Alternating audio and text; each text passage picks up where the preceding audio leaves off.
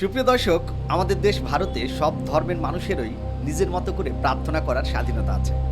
কিন্তু প্রশ্ন হলো, লাউড স্পিকার ব্যবহার করে যদি অন্যের শান্তি নষ্ট হয়, তবে সেটা কি সত্যি কোনো ধর্মীয় অধিকারের মধ্যে পড়ে? আজান, আরতি, ভজন, কীর্তন বা জলসা সব ধর্মেই কিন্তু কম বেশি লাউড স্পিকারের ব্যবহার আমরা দেখতে পাই। আজ আমরা কোনো আবেগ বা পক্ষপাতে না গিয়ে হিন্দু মুসলিম উভয় দৃষ্টিভঙ্গি, ভারতের আইন, সুপ্রিম কোর্ট ও হাইকোর্টের ঐতিহাসিক রায় এবং সাম্প্রতিক কিছু বাস্তব কেস নিয়ে বিস্তারিত আলোচনা করব। শেষ পর্যন্ত ভিডিওটি দেখার অনুরোধ রইল। প্রথমে আসা যাক মুসলিম দৃষ্টিভঙ্গিতে। অনেক মুসলিম ভাইয়ের মতে আজান ইসলামের একটি অবিচ্ছেদ্য অংশ। বিশেষ করে রমজান মাসে সেহেরি এবং ইফতারের সঠিক সময় জানানোর জন্য বা দূরের মুসাল্লিদের মসজিদে ডাকার জন্য লাউড স্পিকারের অত্যন্ত দরকারি। তাদের একাংশ মনে করেন লাউড স্পিকারের উপর নিষেধাজ্ঞা জারি করা বা এটি নিয়ন্ত্রণ করা এক ধরনের ধর্মীয় স্বাধীনতায় হস্তক্ষেপ। এবার আমি হিন্দু ও অন্যান্য ধর্মের দৃষ্টিভঙ্গি থেকে ব্যাপারটা তুলে ধরছি। হিন্দু ও অন্যান্য ধর্মের দৃষ্টিভঙ্গিটা একটু অন্যরকম। অনেকেরই বক্তব্য, মন্দিরে আরতি, হনুমান চাল্লিশা পাঠ, গণেশ উৎসব, নবরাত্রি বা রাতভর জাগরণে তো লাউড স্পিকার ব্যবহার হয়, তাহলে শুধু মসজিদের আজান নিয়ে কেন কথা উঠবে? তাদের দাবি, নিয়ম সবার জন্য সমান হওয়া উচিত। শান্তিতে ঘুমানো, পড়াশোনা করা এবং সুস্বাস্থ্যের অধিকার জাতি ধর্ম নির্বিশেষে সবার সমান হওয়া উচিত। দেখা যাক ভারতের আইন এবং সংবিধান এই বিষয়ে কি বলছে। রেগুলেশন অ্যান্ড কন্ট্রোল রুলস 2000 অনুযায়ী যে কোনো জায়গায় লাউড স্পিকার চালাতে গেলে প্রশাসনের লিখিত অনুমতি বাধ্যতামূলক। রাত 10টা থেকে সকাল 6টা পর্যন্ত লাউড স্পিকার বাজানো সম্পূর্ণ নিষিদ্ধ।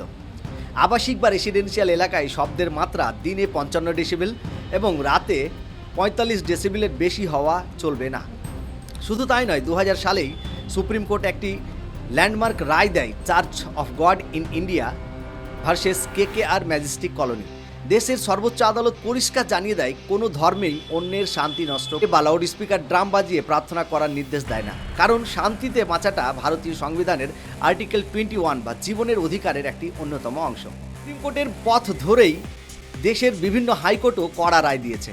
এলাহাবাদ হাইকোর্ট 2020 এবং 2022 সালে স্পষ্ট বলে, আজান দেওয়া ইসলামের অংশ হতে পারে, কিন্তু লাউড স্পিকার ব্যবহার করা কোনো ফান্ডামেন্টাল রাইটস বা মৌলিক অধিকার নয়। মানুষের স্বাভাবিক গলাতেই আজান দেওয়া সম্ভব।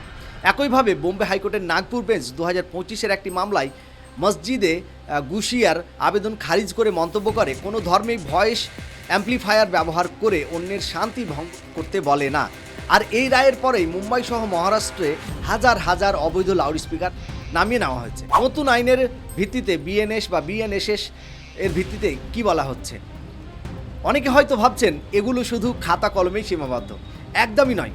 2025 সালে কার্যকর হওয়া ভারতের নতুন আইন অর্থাৎ BNS, ভারতীয় ন্যায় সংহিতা এবং BNSS এর অধীনে পুলিশ এখন ব্যাপক অ্যাকশন নিচ্ছে। অনুমতি ছাড়া বা জোরে লাউড স্পিকার বাজালে BNS সেকশন 270 এবং 292 পাবলিক নিউসেন্স এবং সেকশন 223 এবং 293 এর অধীনে মামলা হচ্ছে। গত কয়েক মাসের কিছু বাস্তব উদাহরণ দেওয়া যাক। উত্তরপ্রদেশের সাম্ভাল, মার্চ 2025, অতিরিক্ত ভলিউমে আজান দেওয়ার অপরাধে একটি মসজিদের ইমাম হাফিজ শাকিল শামসির বিরুদ্ধে FIR করা হয় এবং লাউড স্পিকারটি সিজ করা হয়। এরপর আশেপাশের অনেক মসজিদ থেকে স্বেচ্ছায় লাউড স্পিকার নামিয়ে নেওয়া হয়। বালিয়া, নভেম্বর 2025, শব্দ দূষণ ও আইনের অধীনে জেলা জুড়ে অভিযান চালিয়ে 17টি বিভিন্ন মসজিদের কেয়ারটেকার ও নাগরিকদের বিরুদ্ধে FIR দায়ের করা হয়।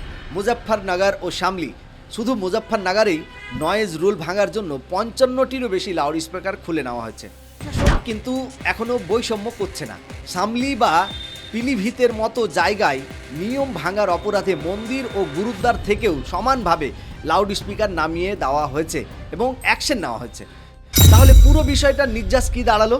ধর্ম পালনের অধিকার আপনার নিকট নিশ্চয় আছে, কিন্তু সেই অধিকার যেন অন্যের মৌলিক অধিকার বা শান্তিকে লঙ্ঘন না করে। আদালত বারবার একটাই কথা মনে করিয়ে দিচ্ছে, মানুষের স্বাভাবিক গলার আজান, আরতি বা ভজন গাওয়াটাই আমাদের আসল ঐতিহ্য, লাউড স্পিকার নয়।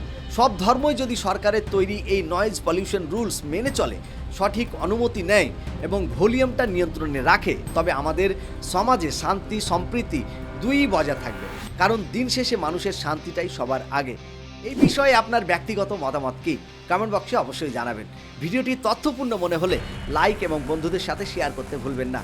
এরকম আরও সুন্দর গুরুত্বপূর্ণ বিষয়ের বিশ্লেষণমূলক ভিডিওর জন্য চ্যানেলটি সাবস্ক্রাইব করে ফলো করে সাথে থাকবেন। ধন্যবাদ, ভালো থাকবেন, সুস্থ থাকবেন। আবারও দেখা হবে সুন্দর কোনো একটি ভিডিও নিয়ে। জয় হিন্দ।